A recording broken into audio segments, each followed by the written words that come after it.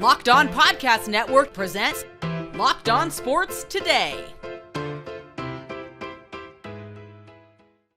As usual, the Lakers are the team to watch at the deadline. Has Duke UNC lost its luster? And the Chiefs can do this one thing to officially become a dynasty. This episode is brought to you by FanDuel Sportsbook, official sportsbook of Locked On. Make every moment more. Visit FanDuel.com/LockedOn today to get started. I'm Peter Bukowski, starting your day with the can't-miss stories and biggest debates in sports. You're Locked On Sports Today. Searching all major sports. Found. Let's start with the biggest story. The LA Lakers get a thrilling 112-111 win in Indiana against the Pacers. Anthony Davis with the go-ahead bucket and the game-saving block, 31-14 for him. And the Lakers now 25-28 as we approach the deadline. Where do they stand? Well, Andy Kamenetsky from Locked On Lakers is going to try and help us answer that question. Let's start with where they stand before we talk about where they could get to and what they might need to get there, Andy. With the addition of Rui Hachimura, who on some nights looks nice and some nights doesn't, which if you've watched the Wizards is who he is as a player. But we got Anthony Davis back in the mix here too. So where do you see them in the West hierarchy right now? Well, I mean, first of all, I need to see evidence that they're actually going to all stay healthy and on the court. And They still have not gotten Austin Reeves back. And he actually is a very big part of this team when they're at their best. He got reevaluated today, Thursday, and there is a chance he may play Saturday in New Orleans, but he really is a pretty notable piece to the puzzle, particularly in closing lineups. But, you know, having LeBron, having AD, having Hachimura just as another option with size, not making them as backcourt dependent as they have been, as undersized as they've often been, with the West being as bunched up as it is, they're nowhere close to front runner status or even you want to bet on them to get through a series, but they have an opportunity right now. The Western Conference has cooperated remarkably considering this team has been under 500 the entire year, and they're still not just within play-in distance, they're within make the playoffs without a play-in distance. So it is interesting that we would talk trades on a night where they play the Pacers because the Buddy Hield, Miles Turner trade package has been like the thing that everyone has wanted to talk about for the last 6 months. Miles Turner gets extended. He could still be traded before the deadline. Seems unlikely, though, at this point. That means if you're the Lakers, I've heard things like Fred VanVleet, that name being out there and some of the opportunities that could afford them. Do any of these rumored trades that you're hearing make you go, oh, that could actually make them really interesting in the West? Yeah, I mean, Fred VanVleet, who's going to be connected to a lot of different teams, I think could be helpful for the Lakers, obviously, moving forward. Gary Trent Jr., I've heard that name attached. You know, obviously, Bojan Bogdanovic is the rumor that never dies. I feel like for the Lakers, the thing they should be looking to do, regardless of the direction that they go in terms of specific players, is they should be trying to build next year's team now. Yeah. Which I don't mean toss this season. I think they should be looking to try to get useful guys for this season. But I think they should be thinking about guys that they would be willing to commit to beyond this season, because they're fighting so uphill for this year, regardless of what happens. And this team has had so little continuity over the last few years. And assuming they plan on keeping Rui Hachimura, they're not going to have huge cap space to be a player anyway. I feel like they should be looking to just try to add some pieces now, see what they can do for this season, and then really just try to actually hit the ground running next year. Would that potentially include the two assets at the top of that list, those future Laker picks that the last time we talked early in the season, you were going, can't do that, cannot give up those picks because you're just not going to get someone who's going to make you that much better in the short run? There is nobody that the Lakers have been connected to other than Hield and Turner that I think have been worth giving up both of those picks. Like Bobby Marks from ESPN, for example, was throwing around a bunch of just trade scenarios. And to be clear, this is nothing he's reporting, just ideas that he had. And one of them was the Lakers trading Russ, the 2 firsts, fully unprotected, Patrick Beverley and Max Christie for Zach LaVine, Lonzo Ball, and I believe Javonte Green. Due respect to Bobby Marks, who's a very smart guy, that is an awful idea. That is an absolutely terrible idea. So the point being, like, if the Lakers just need to make sure that they are doing this smartly, because they only have one opportunity to use these picks that they fully control right now once. Stay up to date all year on the Los Angeles Lakers by subscribing to Locked On Sports Today and Locked On Lakers on YouTube or wherever you get podcasts. Thanks for making Locked On Sports Today your first listen. Coming up, has Duke UNC lost some of the juice in the rivalry? Before we answer that, a Bengals star is caught up in a mess. This year, the only app you need at Super Bowl parties is FanDuel, America's #1 sportsbook. We're really excited about our new sportsbook betting partner for Locked On because they're the #1 sportsbook in America, FanDuel. And if you're new to FanDuel, that's even better. They have so many great features that make betting on sports fun and easy. Download FanDuel now and you can bet Super Bowl 57 with a no-sweat first bet. You'll get up to $3,000 back in bonus bets if your first bet doesn't win. FanDuel lets you bet on everything from the money line to point spreads to who will score a touchdown, who will score the first touchdown. Or maybe tonight's point spread for the Suns and Celtics. FanDuel has the Celtics favored by 9.5 at home. And you can do all this on the FanDuel Sportsbook app that is safe, secure, and super easy to use. So join FanDuel today at FanDuel.com/locked-on to claim your no-sweat first bet on Super Bowl 57. That's FanDuel.com/locked-on. Make every moment more with FanDuel, official sportsbook partner of the NFL. A warrant has been issued for the arrest of Cincinnati Bengals running back Joe Mixon on a complaint of misdemeanor aggravated menacing, according to court records. The complaint was filed Thursday in Ohio's Hamilton County. The Bengals said they are aware of the charges against Mixon. The club is investigating the situation and will not comment further at this time, a team spokesperson said in a statement on Thursday.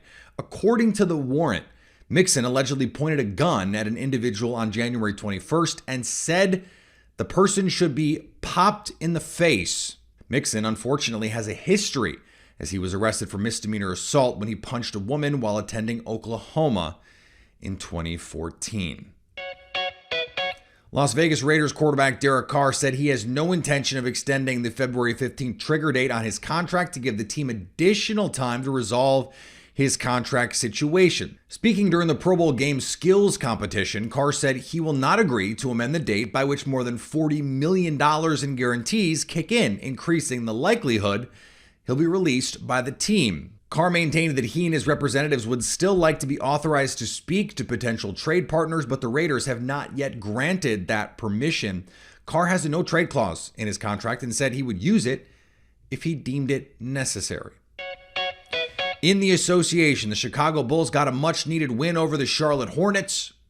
Ayo Dosunmu leads the Chicago Bulls in scoring, and the Bulls get over 41 points off the bench in a win over the Charlotte Hornets. My name's Hayes. I'm one of the hosts of Locked On Bulls right here on the Locked On Podcast Network. And the Chicago Bulls get a much-needed win to start off the month of February, hopefully on the right foot. This is a game in which the Chicago Bulls' big three didn't necessarily have the output that we're used to seeing from them, but the Bulls were still able to get the win with a balanced bench scoring, a punch provided by Kobe White off the bench, and Andre Drummond combining for 32 points off the bench alone. Ayo Dosunmu leads the way, going 9 of 10 for shooting and with 22 points in this game, in a game in which the Bulls needed role players to step up. A time in which we've been needing and looking for this team to really step up and perform against a young, scrappy team that was out to get the win. The Bulls got their revenge tonight against Charlotte and have their eyes set on finally solidifying their playoff run. You can follow me and my co-host Pat over on Locked On Bulls. The Dallas Mavericks snatched victory from the jaws of defeat against the New Orleans Pelicans, but Luka Doncic exits with an injury. The Dallas Mavericks somehow pull out a win. Luka Doncic exits the game with a heel contusion. Nick Engstead from the Locked On Mavericks podcast here. And the Dallas Mavericks built up a 31-point lead. They scored 40 points in the first quarter. Looked like everything was going well for them. The Pelicans had a really weird day where they weren't able to fly into Dallas because of the ice and the storms that happened here. So they had to fly in today in order to play this game. They looked really lethargic early on. Looked like the Mavericks were going to cruise to a victory. Third quarter, Luka Doncic falls at the rim. He's grabbing his ankle. He's getting up. He then stays on the bench. He enters the game back in, and then a minute later they take him out. He ends up not coming back into the game for the rest of this. Mavericks were up by 27 when Luka Doncic exited the game. The Pelicans cut the lead to 3 with 6 seconds left in the game. The Mavericks ended up getting the win. Josh Green was massive in this game. 15 points, 2 steals, and made some really big plays down the stretch. Dallas Mavericks need to figure out what's going on with their offense. If Luka's going to miss any time at all, they got to do something else. And in the WNBA, the New York Liberty's effort to build a super team just keeps getting more super. Star point guard Courtney Vandersloot will sign with the New York Liberty. She announced Thursday the Liberty, the only still active original franchise yet to win a title in the WNBA, made the biggest splash in free agency by recruiting Vandersloot, signing Breonna Stewart, and trading for Jonquel Jones. Stewart and Jones won league MVP awards in 2018 and 2021, respectively, and are considered top 3 players in the world. Vandersloot, a 4-time All-Star and 5-time All-WNBA selection, is widely regarded as one of the best point guards in league history. After becoming the first WNBA player to average double-digit assists in a season in 2020, she guided the Chicago Sky to a franchise-first championship in 2021. For the first time in 100 years, numbers approximate, North Carolina and Duke will play a rivalry game without Coach K. Mike Krzyzewski not going to be a part of the festivities at Cameron Indoor, at least not on the sidelines, when the 15-7 North Carolina Tar Heels take on the 16-6 Duke Blue Devils. And that's a lot of losses here in early February. Not what we're used to from these two teams. Neither of them ranked. Isaac Shade from Locked On Tar Heels joins me now. And Isaac, luster's kind of off this game. How much are you worried about this rivalry without Coach K? I know this is just one. This is just the first one. But I don't know. It's not exactly confidence inspiring. Yeah, I mean, that's true, Peter.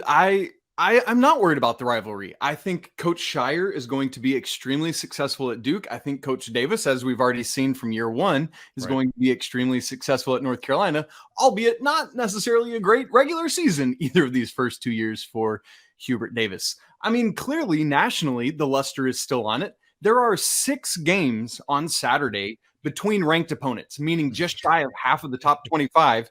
And yet, where is College Game Day on Saturday, Peter? It's in Durham, North Carolina, because even still, people believe this is the greatest rivalry in all of college sports.